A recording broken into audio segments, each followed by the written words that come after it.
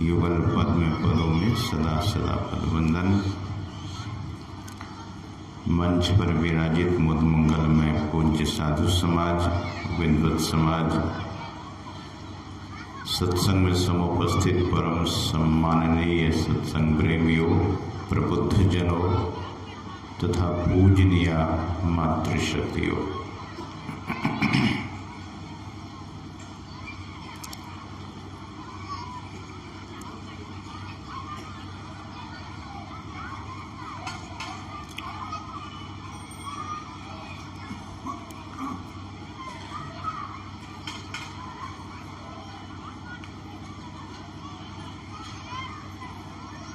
मथुरा में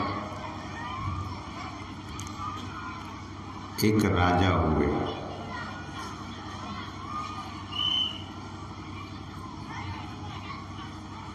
पुण्य भूमि है,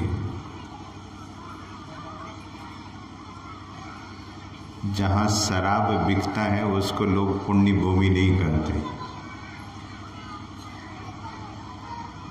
उसको पाप की भूमि कहते हैं। जहाँ वेश्यालय है, जहाँ दिन रात पाप होता है, उसको लोग पुण्य की भूमि नहीं कहते हैं।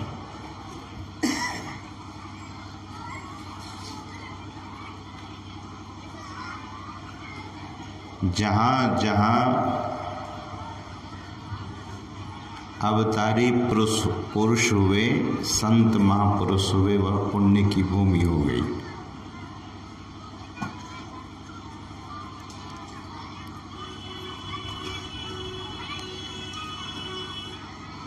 मथुरा भी बहुत पुण्यशाली भूमि है, जहाँ भगवान श्री कृष्ण का अवतार हुआ, भगवान श्री कृष्ण अवतरित हुए।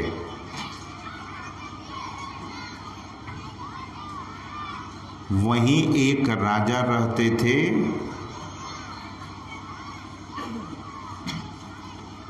उस राजा का नाम, वे गुजरात के रहने वाले थे, लेकिन तीर्थ करने के लिए, पुण्य भूमि में जाकर पुण्य करने के लिए वहीं बसे थे।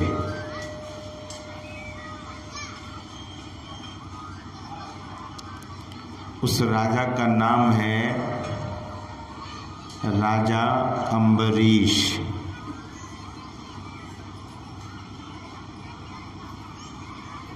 वे एकादशी व्रत करते थे। एकादशी व्रत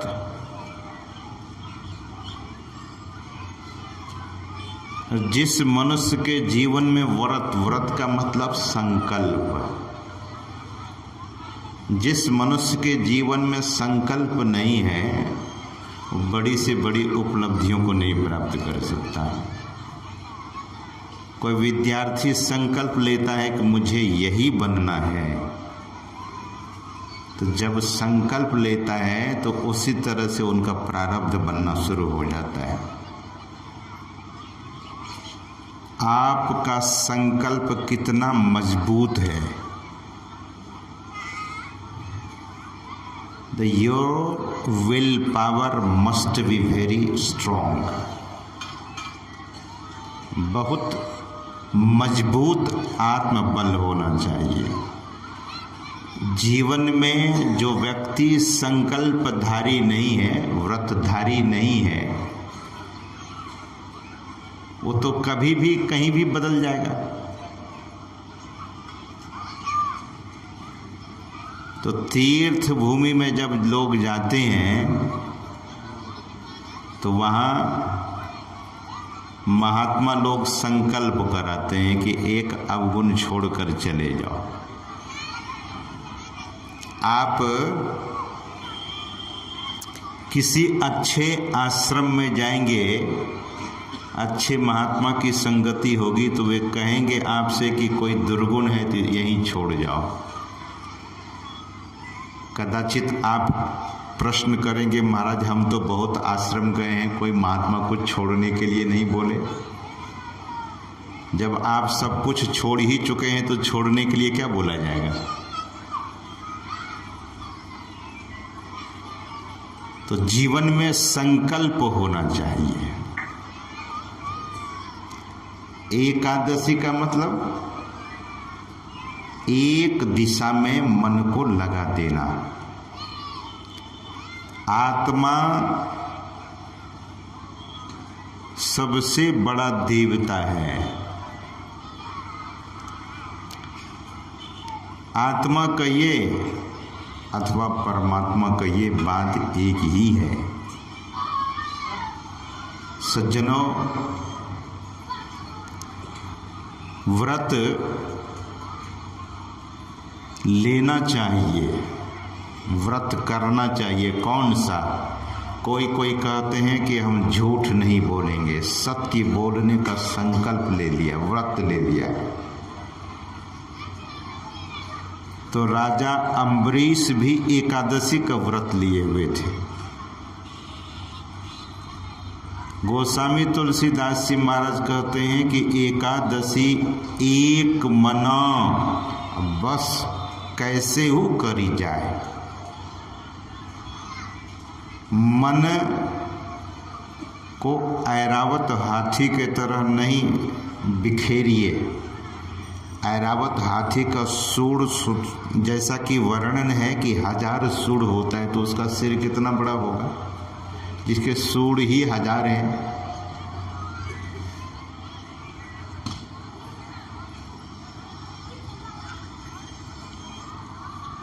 कबीर साहब कहते हैं भक्ति द्वारा साकरा।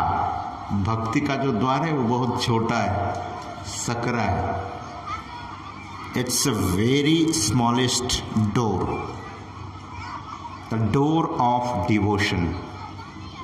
बहुत छोटा द्वार है।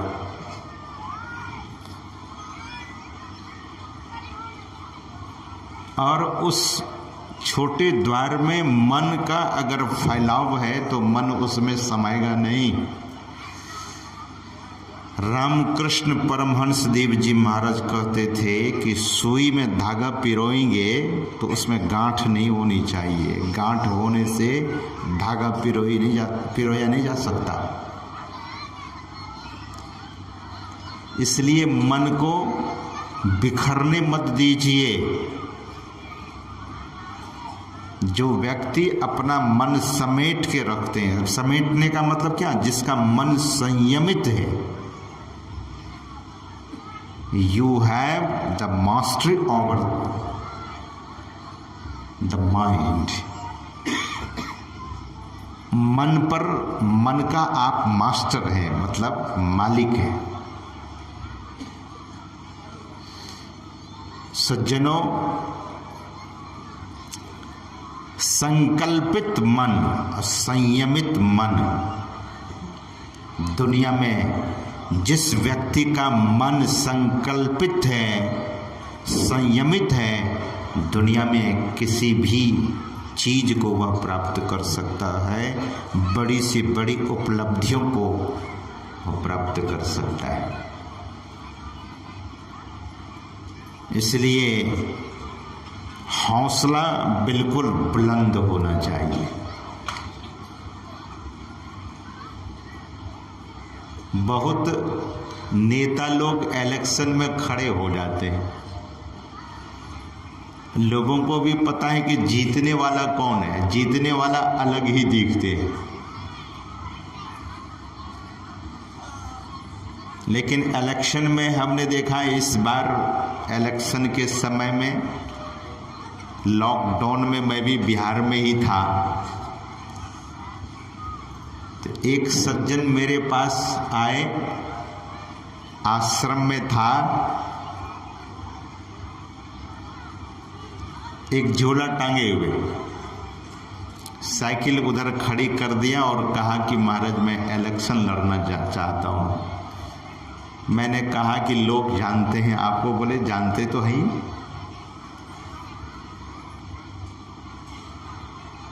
पैसे कितने? बोले 10 बीघे ज़मीन बेच दूंगा। तो मैंने पूछा 10 बीघा ज़मीन है आपके पास? बोले है तो 2 ही बीघा। तो 10 बीघा ज़मीन कहाँ से बेच देंगे? ऐसा नहीं। तो बरसात के समय में बहुत सारी नदियाँ भर जाती हैं, लेकिन नदी सोई सराहिए जेठ मास ठहराए।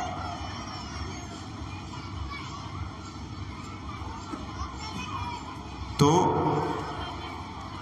संत महापुरुष कहते हैं कि आप संकल्पित हो जाइए, व्रत लीजिए।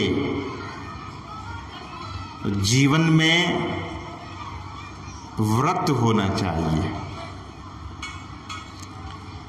हमारे देश के जो नेता लोग हैं, इसमें बड़े सारे नेता हैं जो समाज की सेवा दरअसल में कर रहे हैं।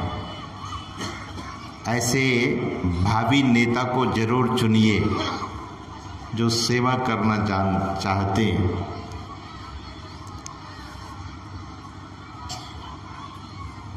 तो मैं निवेदन करता हूं कि जीवन में कुछ कर गुजरिए। कुछ का मतलब शुभ।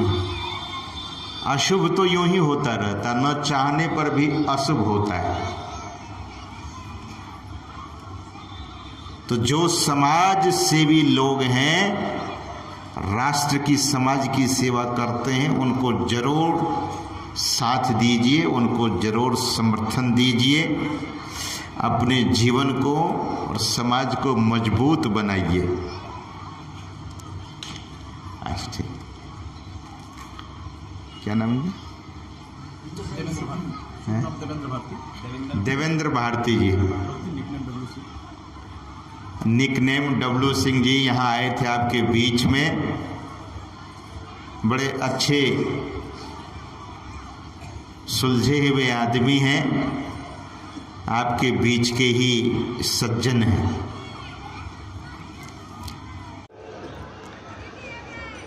एकादशी एक मना बस कैसे हु करी जाए। राजा अम्बरीश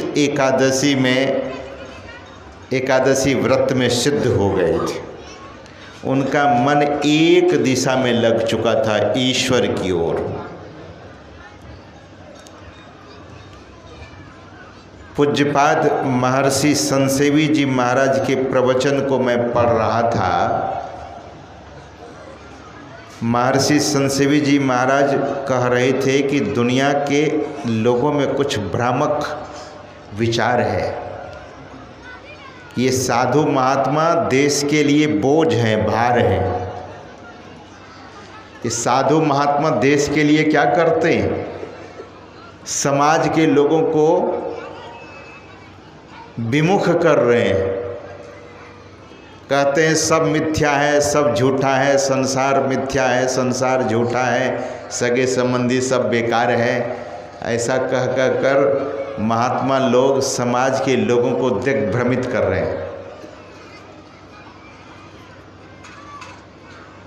लेकिन सज्जनों, साधु महात्मा सही दिशा दिखाते हैं समाज के लोगों को।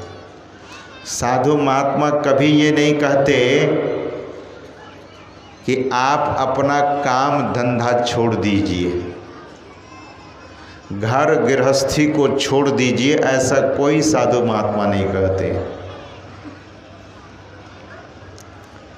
घर में रहते हुए, घर के काम धंधों को करते हुए अपना ख्याल ईश्वर में, परमात्मा में, पवित्रता में, सदाचार में लगाए रखें तो संसार का कार्य भी संपादन हो सकेगा, संसार का काम भी बनेगा और आप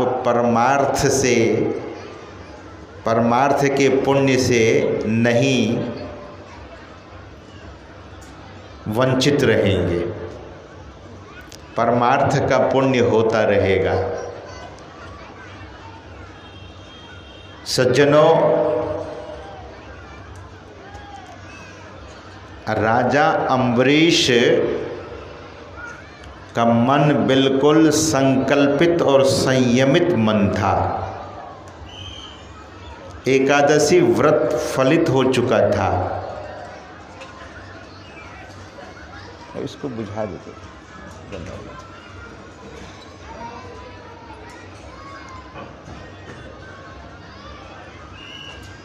लेकिन संयोग की बात देखिए,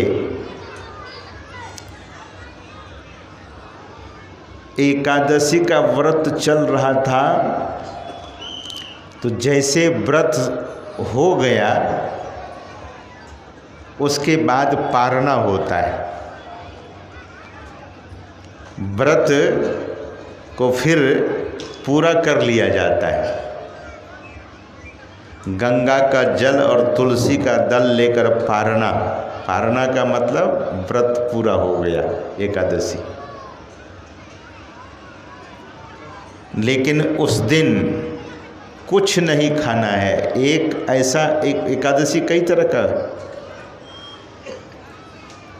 लेकिन जो मूल अर्थ है एकादशी का वह ईश्वर परमात्मा की ओर मन हो जाना, मन को लग जाना। सज्जनों, जिस दिन एकादशी पूरा हो रहा था, एकादशी व्रत को पूरा होने का समय आ चुका था, उसी समय में महर्षि दुर्वासा किधर से आ गए। महर्षि दुर्वासा राजा के यहाँ आ गए और राजा ने देखा कि हमारा व्रत आज बहुत सफल हो गया, क्योंकि संत का दर्शन हो गया, संत महापुरुष हमारे यहाँ पधार गए। ब्रह्मानंद जी महाराज कहते हैं कि भाग बड़े सतगुरु वर पाए। और गुरु महाराज के भी वचन में है कि सदगुरु दरस देन हित आए, भाग जगे हमरे। आनंद मंगल पूरी रहे सब, शुभ शुभ भासगरे। पाप समूह दरसते भागे, पुण्य सकल डगरे। सज्जनों, संत महापुरुष का दर्शन, राजा अम्बरीश अपने भाग्य को सराहने लगे, अपने भाग्य पर गर्व करने लगे कि आज बहुत बड़े महात्मा मेरे यहाँ पधार गए।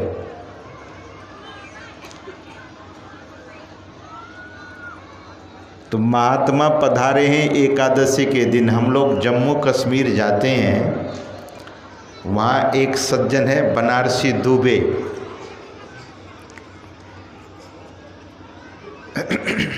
सांबा जिला है, घर है उसका कमाला, गांव का नाम है कमाला। मैंने कहा ये कमाला में कमाल के आदमी आप हैं। एकादशी के दिन ही वे महात्मा को निमंत्रित करते थे, बुलाते थे कि महाराज एकादशी के दिन पधारिए। सज्जनों, ये पूर्व की परंपरा, शुरू की परंपरा है।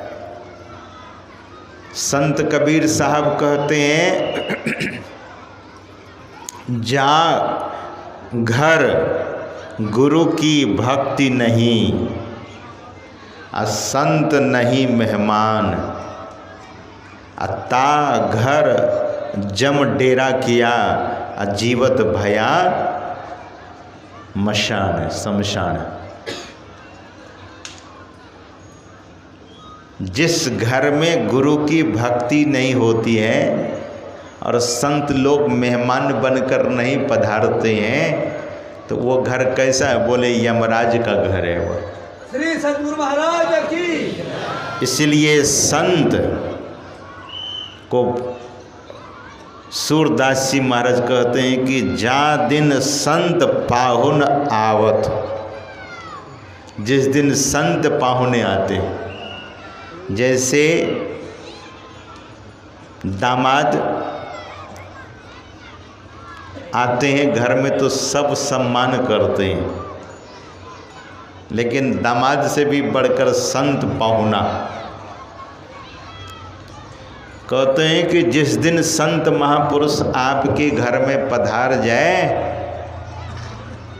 तो तीर्थ कोटि अनहान करे फल, करोड़ों तीर्थों का फल उसे मिल जाता है। सज्जनों, इस समाज में पुण्य करने वाले सज्जन लोग हैं, करोड़ों तीर्थ में जो जाएंगे, स्नान करेंगे, दान पुण्य करेंगे, उसका फल संत के पधारने पर आपको मिल जाता है। दर्शन ते ही पावत, सूरदास जी महाराज कहते हैं। तो दुर्वासा ऋषि पधारे, राजा अम्बरीश बहुत प्रसन्न हो गए, चरण में सिर झुकाकर रखते हैं, प्रणाम करते हैं और कहते हैं कि धन्य अहो भाग्य महाराज, आज दुर्वासा ऋषि मेरे महल में पधार गए। महाराज, बहुत अच्छा संयोग है कि मेरा व्रत पालन करने का समय आ चुका है। अब आपको मैं खिलाऊंगा, तब मैं भी भोजन करूंगा, भोजन प्रसाद पाऊंगा। सज्जनों, घर में भोजन प्रसाद बनेगा तो मांस मछली बनेगा क्या? यहाँ जो इतनी माताएं बैठी हैं ना, मैं इनको पूछता हूँ क्या बनाए, बोले खाना बना है। खाना वही है जिसमें मांस मछली अंडा सब कुछ होता है, उसको खाना कहते, भोजन प्रसाद नहीं बोलते हैं उसको। घर में तो भोजन प्रसाद बनाइए, जिसके घर में भोजन प्रसाद बनेगा और जिस घर में प्रतिदिन भोजन प्रसाद लोग खाएंगे तो उसकी बुद्धि कितनी अच्छी हो जाएगी। मांस मछली को प्रसाद कहेंगे, अंडा को प्रसाद कहेंगे। घर में प्रसाद बनाइए, भोजन बोलिए। खाना क्यों बोलते हैं? खाना मत बोलिए, भोजन प्रसाद बोलिए। हमारी जो संस्कृति है उसको कायम रखिए, अपनी संस्कृति को मत भूलिए। गीता में कहीं भी खाना नहीं लिखा हुआ है, भोजन प्रसाद लिखा हुआ है। रामायण में कहीं खाना नहीं लिखा हुआ है, भोजन लिखा हुआ है, भोजन प्रसाद। हमारा जो ग्रंथ है, रामायण है, गीता है, बीजक है, गुरु ग्रंथ साहिब है, बहुत तरह के ग्रंथ हम आपके बीच में हैं। उन ग्रंथों में कहीं खाना नहीं लिखा हुआ है, भोजन शब्द है। और बीच में मैं एक बात निवेदन करता हूँ, माताओं से मैं पूछता हूँ कि किसके लिए भोजन बनाते हैं? बोले हम अपने पति के लिए, बेटा के लिए, देवर के लिए, परिवार के सबके लिए। क्या बनाते हैं? बोले हम खाना बनाते हैं। एक खाना मत बनाइए। और किसके लिए बनाते हैं? बोले पति देव के लिए, घर के जो मालिक हैं उनके लिए बनाते हैं। तो हम कहते हैं नहीं, ऐसा मत कीजिए आप। तब आप अपने सद्गुरु भगवान के लिए बनाइए, उनको भोग लगाइए, तब पति को दीजिए, प्रसाद हो जाएगा, मन प्रसन्न हो जाएगा सबका। प्रसाद खाएंगे तो क्लेश मिटेगा, बुद्धि तीक्ष्ण हो जाएगी, बुद्धि निर्मल हो जाएगी। और खाना खाएंगे तो मन मलिन होता चला जाएगा। मन मलिन करना चाहते हैं? कोई अपना मन मलिन करना चाहते हैं? मन मलिन मत कीजिए, ऐसा कर्म मत कीजिए।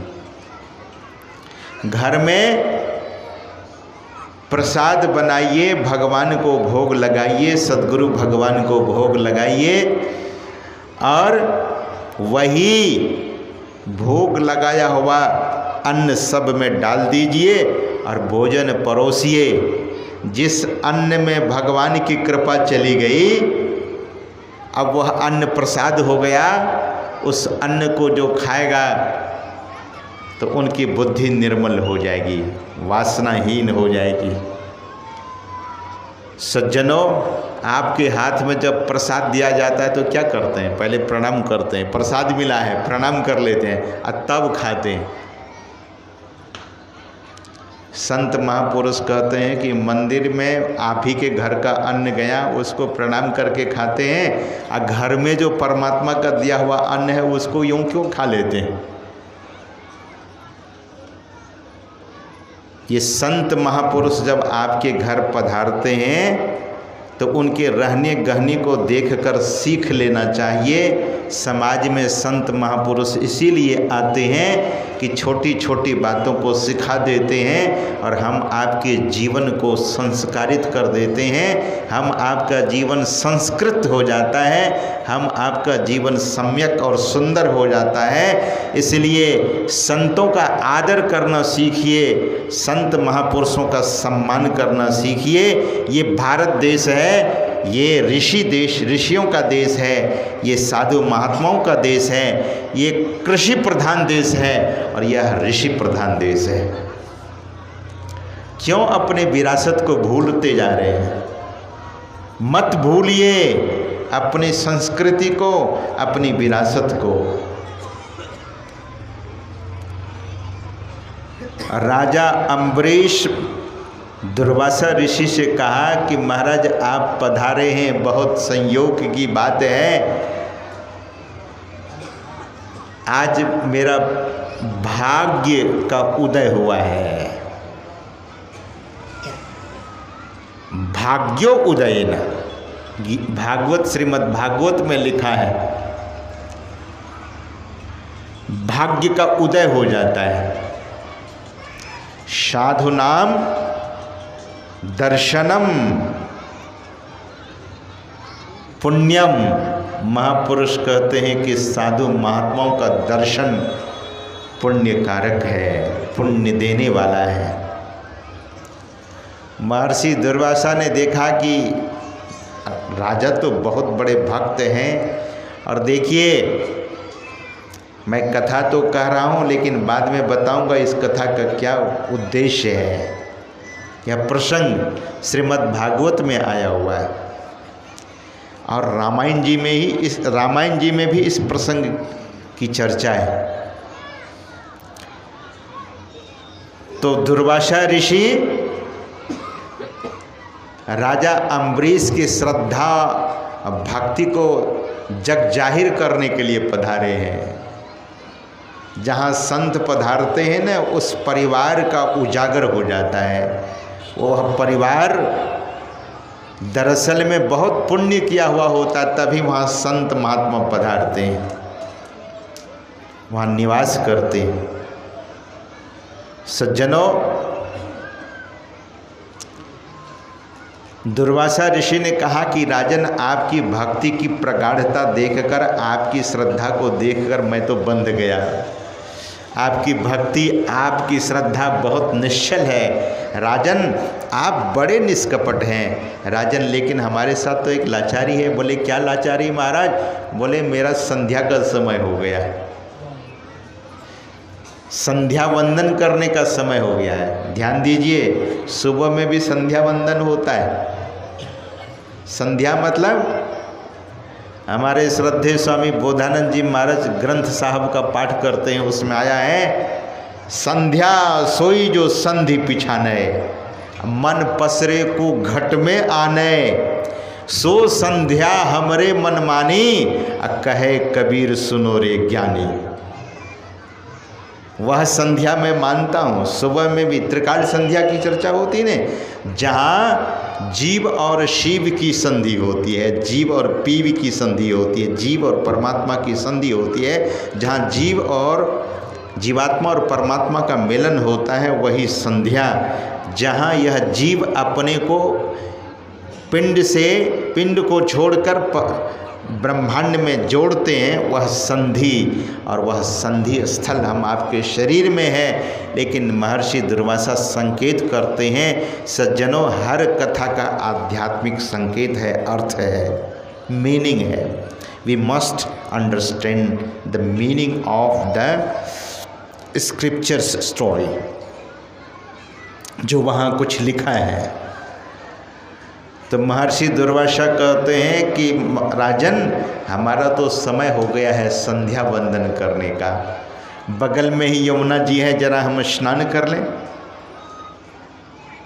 जाड़ा हो कि गर्मी हो महात्मा स्नान करते हैं, बहुत लोग जाड़े में स्नान ही नहीं करते।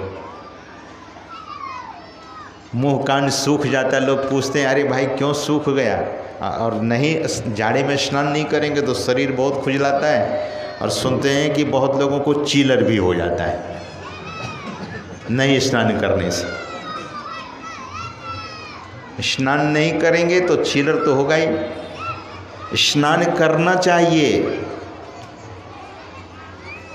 हम आप अरब सागर, अरब के थोड़ी है जहाँ पानी ही नहीं होता। स्नान तो दुर्वासा ऋषि ने कहा कि हम स्नान करने के लिए जा रहे हैं, संध्या वंदन करने के लिए जा रहे हैं। गए दुर्वासा ऋषि उधर स्नान करने के लिए, यमुना जी में उतरे। यमुना जी कल कल छल छल करके बह रही थी। यमुना जी ने देखा कि वाह, आज मेरा भी भाग्य हो गया, संत का चरण मेरे अंदर में आ रहा है।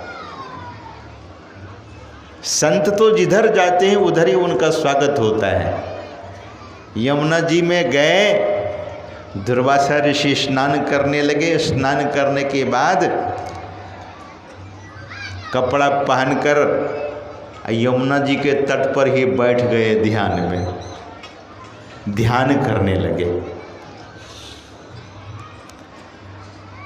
महात्मा ध्यान करने लगे सो समाधि लग गई, डूब गए ध्यान में। ध्यान ही नहीं रहा, ख्याल ही नहीं रहा कि राजा के यहाँ जाकर हमें भोजन भी करना है। निमंत्रण तो मिला हुआ था, लेकिन दुर्वासा ऋषि को याद ही नहीं रहा।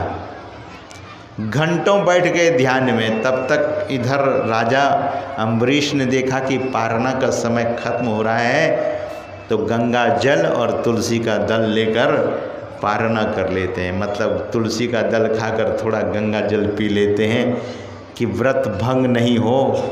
लेकिन ये सारी बात तो ठीक थी, लेकिन दुर्वासा ऋषि का ध्यान टूटा तो याद आई कि हमें तो वहाँ जाना था। लेकिन फिर एक बार आंख बंद करके देखते हैं, सोचते हैं समय तो बहुत हो गया, कहीं राजा खा तो नहीं लिया, खा लेगा तो मैं नहीं जाऊँगा। वह ऐसा कि जैसे ही दुर्वासा ऋषि आंख बंद करते हैं, पता लगता है कि राजा तो यहाँ गंगा जल और तुलसी का दल का भोग लगा लिया है। भोजन प्रसाद नहीं खाए थे, केवल गंगा जल और तुलसी का दल ही लिए थे। तब दुर्वासा ऋषि ने कहा कि ये बड़ा अहंकारी हो गया, इसको अब शिक्षा देनी पड़ेगी। निमंत्रण देकर के पहले खा लिए, खाना तो नहीं हुआ, लेकिन दुर्वासा ऋषि ने कहा कि अब इनको शिक्षा देनी चाहिए। ध्यान से सुनिएगा ये सारी बात जो मैं कह रहा हूँ। दुर्वासा ऋषि जब पधारे वहाँ, तो राजा अम्बरीश को देखकर आग बबूला हो गए, बिगड़ पड़े। ऐ राजन, महात्मा को आमंत्रित कर अपमान करता है। और राजा अम्बरीश हाथ जोड़े खड़े हैं। कोई साधारण पुरुष तो थे नहीं, राजा कोई साधारण नहीं थे। 12 भागवतों में से जगत में 12 भागवत पुरुष हुए हैं, उन भागवतों में से एक भागवत पुरुष राजा अम्बरीश भी है। कोई साधारण पुरुष थे नहीं थे, बहुत सौर वीर और बहुत शक्तिशाली राजा थे, कोई साधारण राजा तो नहीं थे।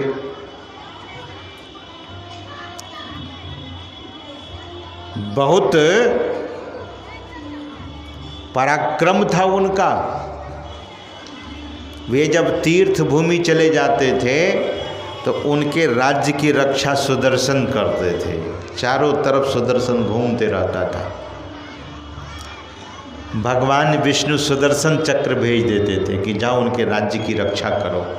राजा सत्संग सुनने के लिए गए। सत्संग सुनने के लिए बहुत लोग श्रद्धा से आते हैं। अब बहुत लोग ये ऐसे भी आते हैं कि ज़रा सुनते ही बाबा क्या बोलते हैं, कुछ टेस्ट करने के लिए भी आते हैं कि क्या बोलते हैं।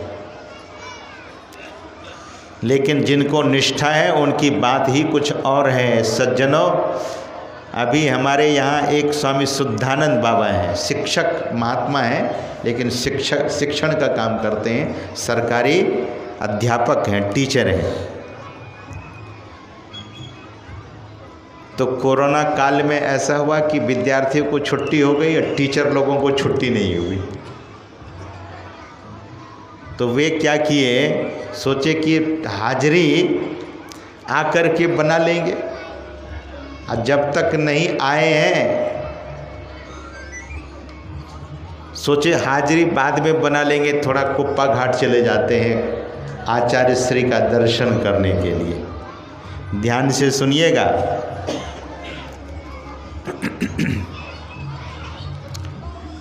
बोले कल शनिवार है, परसों रविवार है, इसलिए शनिवार को ही चले जाते हैं कुप्पा घाट, रविवार को वापस घर लौट जाएंगे, सोमवार को फिर हाजिरी बना लेंगे। जैसे वे चल पड़े कुप्पा घाट पहुँचे, उधर स्कूल में इंस्पेक्शन करने के लिए इंस्पेक्टर लोग आ गए और रजिस्टर मंगा लिए कि देखें कौन कौन टीचर है यहाँ, कौन नहीं है। हाजिरी जब बनाने लगे तो सब के सब टीचर थे। अब शुद्धानंद बाबा को फ़ोन किए कि आप लौट सकते हैं, लौट जाइए। बोले हम तो आश्रम पहुँच गए हैं, लौटेंगे कैसे। शुद्धानंद बाबा कुप्पा घाट में ध्यान में बैठ गए और इंस्पेक्टर रजिस्टर को देख रहा है, सबका नाम उनको दिख रहा है, लेकिन शुद्धानंद बाबा का नाम ही नहीं दिख रहा है।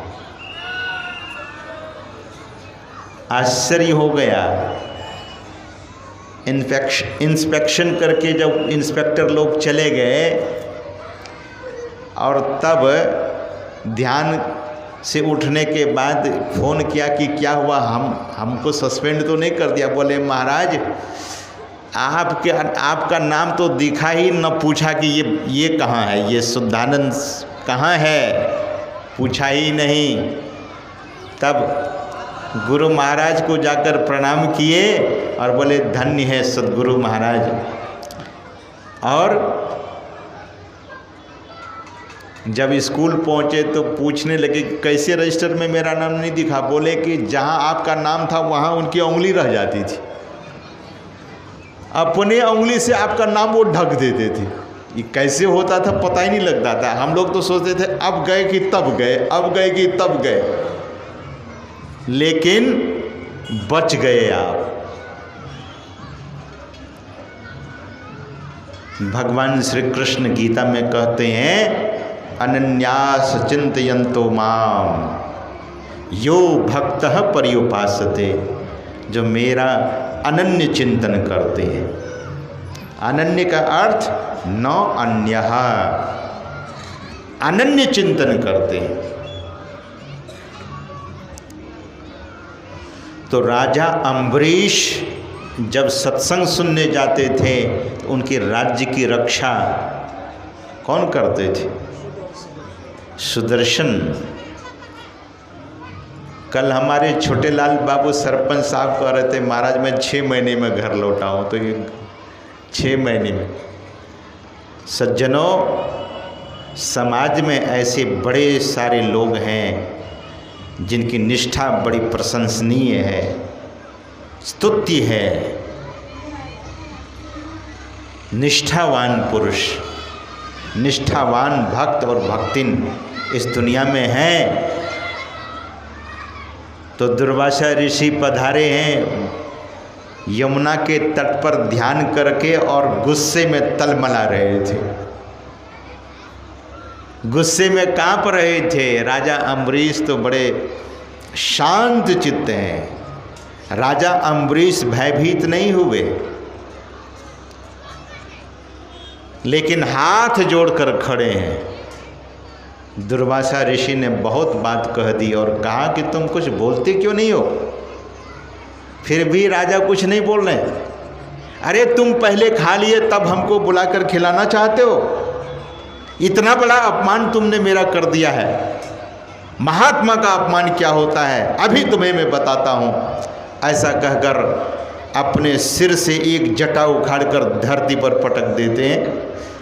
धरती पर जैसे जटा को जोर से पटके कृत्या नाम की राक्षसी उत्पन्न हो गई।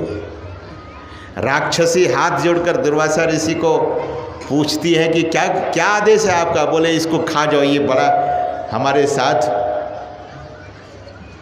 अपमान वाला काम किया है। कृत्या जैसे दौड़ी खाने के लिए राजा अम्बरीश को, वैसे ही भगवान सुदर्शन भेजे और सुदर्शन कृत्या नाम के राक्षसी को खा गया। और वह सुदर्शन रुका नहीं, दुर्वासा ऋषि के ऊपर झपट पड़े कि दुर्वासा ऋषि को भी खा जाएंगे। दुर्वासा ऋषि भाग खड़े हो गए। भागे तो लोकांतर भाग गए। अंत में भगवान विष्णु के पास गए, बोले प्रभु आपका सुदर्शन मेरा पीछा कर रहा है, इसको जरा समझाइए, इसको बस में कीजिए। बोले नहीं नहीं, मेरे बस की बात नहीं है गुसाई। अगर आप बचना चाहते हैं तो राजा अम्बरीश के पास ही जाइए, वही बचा सकते हैं, वही बचा सकते हैं आपको। सज्जनों, दुर्वासा ऋषि राजा अम्बरीश के पास आते हैं और कहते हैं कि अरे राजन, इस सुदर्शन को तो बोलो रुकने के लिए, ये मुझे खा जाएगा। राजा हाथ जोड़े खड़े हैं और राजा अम्बरीश ने कहा कि अगर मन से, वचन से, कर्म से मैं एकादशी व्रत किया हूँ तो हे सुदर्शन चक्र आप अंतर्धान हो जाएं। ऐसा कहते ही सुदर्शन चक्र गायब हो गया। सज्जनों, दुर्वासा ऋषि कोई साधारण महात्मा नहीं थे, भक्तों के मान को बढ़ाने के लिए ऐसा काम किए थे। भक्तों का मान बढ़ाने के लिए ऐसा काम किए कि भक्ति क्या चीज होती है। भगत के वश में है भगवान। हम आप भजन सुनते हैं, हमारे श्रद्धेय स्वामी अमोदानंद जी महाराज जब ये मैं देखा कि विनती करते हैं, मंगलाचरण करते हैं, मंगलाचरण तो क्या कहते हैं? भक्ति भक्त भगवंत गुरु चतुर्नाम बपु एक, तिनके पद बंदन किए नासे विघ्न अनेक। सज्जनों, ये बहुत बड़ी चीज है। संत महात्मा लोग मंगलाचरण करते हैं। मंगल आचरण, भक्ति भक्त भगवंत गुरु, भक्ति भक्त भगवंत गुरु, चतुर्नाम बपु एक, ये सब एक ही है। जब आप सद्गुरु की वंदना करते हैं तो जीवन से विघ्न को हटा देते हैं। नासे विघ्न अनेक। नमो सुसाहब सद्गुरु विघ्न विनाशक दयाल। विघ्न विनाशक हैं, सुबुद्धि विगासक ज्ञान प्रदा, नासक भ्रम तम जाल। नमो नमो सद्गुरु नमो, जासम को न आन, परम पुरुष होते अधिका, गावें संत सुजान। सज्जनों, ये संत महापुरुष जीवन के विघ्न को समाप्त करते हैं। There are elements in this creation, in this environment, there are so many obstacles. In the form of obstacles, the elements, जो bad elements है, good elements है, ये सब प्रकृति में, सृष्टि में यात्रा में जा रहे होते हैं और विघ्न हो जाता है। इसलिए जाते समय क्या करते हैं? मंगलाचरण। गाड़ी में बैठिए तो प्रणाम कीजिए अपने इष्ट को। गाड़ी में बैठ गए, बलर बलर बलर बलर कर रहे हैं, हल्ला गुल्ला कर रहे हैं, तो होगा ही कुछ न कुछ। बलर बलर करेगा तो गड़बड़ गड़बड़ होता ही है। गाड़ी में बैठिए तो अपने इष्ट को याद कीजिए, प्रणाम कीजिए। भोजन कीजिए तब प्रणाम कीजिए, शयन कीजिए तब भी प्रणाम कीजिए, जगिए तब प्रणाम कीजिए। ये जो प्रणाम करने की पद्धति है, कल भी मैं थोड़ी सी कि आज ही शायद चर्चा किया था। प्रणाम करने की जो पद्धति है, प्रणाम करने की जो परंपरा है, this tradition is very unique. Our Indian or our Vedic tradition is great and divine. We must know the glorification of the tradition. We have lot of things, we have lot of value. Because of ignorance, we are not knowing what is our values. Because of ignorance, we are not knowing what is our importance. So try to listen the Sant Mahatma, what knowledge he is sharing in the society, and society must listen and respect Sant Mahatma. If you are not listening, then finally you have to listen of Yamaraj. Yamraj का सुनना पड़ेगा, यमराज की मानना पड़ेगा। गीतानंद स्वामी जी महाराज कहते हैं, मेरी मत मानो यमराज मनाएगा। अगर मेरी नहीं मानोगे तो यमराज मना लेगा। किया कर्म तुझे डंडे मार भोगवाएगा, करने का भोग तुझे भरना पड़ेगा, अकाया कुटी खाली करना पड़ेगा। इसलिए संत महापुरुष सावधान करते हैं कि जीवन में सावधानी, ट्रक के पीछे में लिखा रहता है, बस के पीछे में लिखा रहता है कि सावधानी हटी और दुर्घटना घटी। इसलिए must be aware and conscious. क्यों जीवन को खो रहे हैं? जीवन बहुत बहुमूल्य है। आपका जीवन बहुत शानदार है, इसको मिट्टी में क्यों, मिट्टी पलित क्यों कर रहे हैं? इतना शानदार जीवन है मनुष्य जीवन, इससे बढ़िया जीवन और क्या हो सकता है? सज्जनों, महर्षि दुर्वासा ने राजा अम्बरीश की भक्ति का मान बढ़ा दिया। एक लोक में नहीं, अरे महात्मा थे, अंतर्धान हो जाते। आपको नहीं लगता है जो महात्मा इतने बड़े थे, भगवान श्री कृष्ण के गुरु थे, भगवान श्री कृष्ण के गुरु, वे दुर्वासा ऋषि अंतर्धान हो जाते तो सुदर्शन क्या करता? लेकिन नहीं, सब लोग फिर गए कि सबको जना दिए, राजा अम्बरीश को जाने सब लोग। महात्मा जहाँ जाते हैं उन लोगों की कीर्ति होती है, उस गांव की कीर्ति होती है, उन सज्जनों की कीर्ति होती है। इसीलिए गोस्वामी जी कहते हैं कि मज्जन फल पेखिए तत्काला, तत्काल ही फल देखने को मिलता है। काक हो ही पिक बको मराला, मज्जन फल पेखिए तत्काला, तत्काल फल मिलता है। तो हम आप कैसी भक्ति करें? भक्ति कैसे करें? किस तरह की भक्ति करें?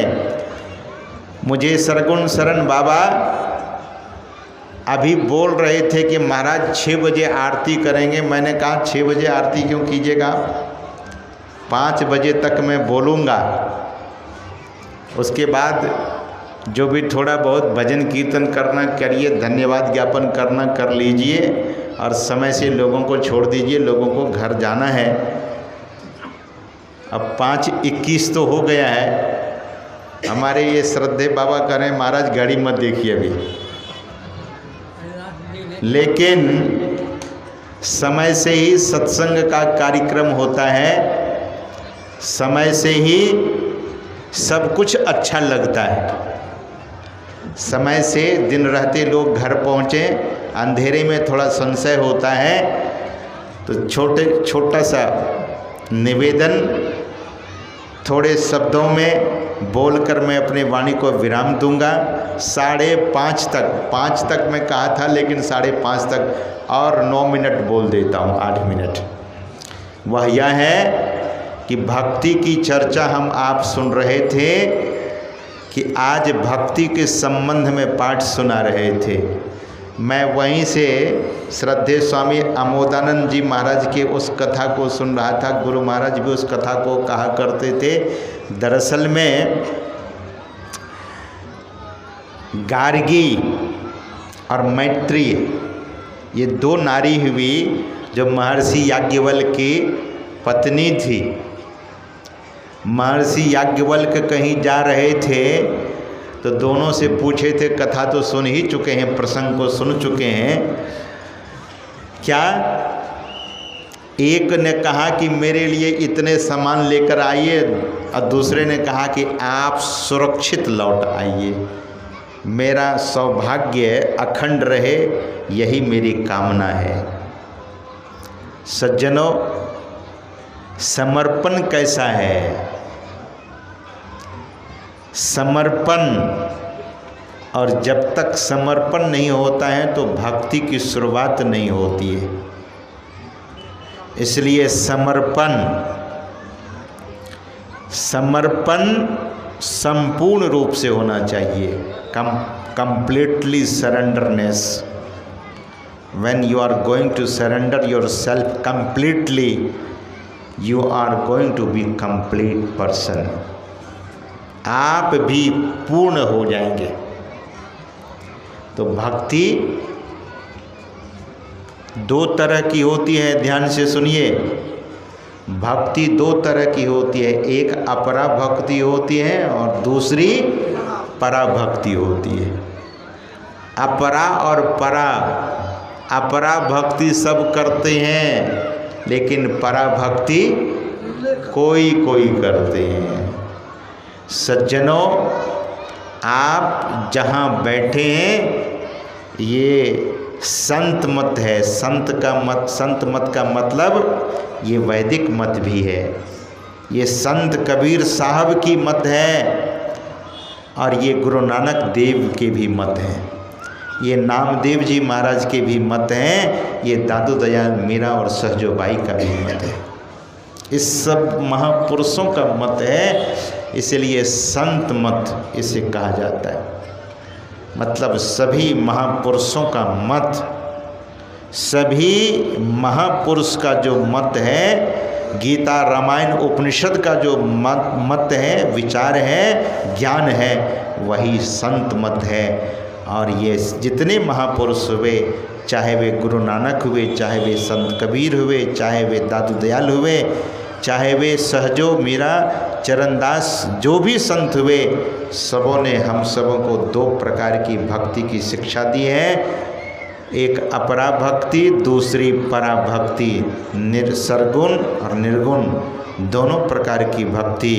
कबीर साहब कहते हैं कि सरगुण की सेवा करो, निर्गुण का करो ज्ञान। ध्यान से सुनिएगा, सरगुण की सेवा करो और निर्गुण का करो ध्यान। सरगुण निर्गुण के परे तहाँ हमारा ध्यान। मतलब निर्गुण का ज्ञान करना है और ध्यान दोनों से परे का करना है। ये दोनों से परे का जो ध्यान है वही परा भक्ति है। बिनु शीस नभे जहाँ सेव्य को सेवक भाव लिए रहे, बिना शीस नवाए शीस नभ रहा है।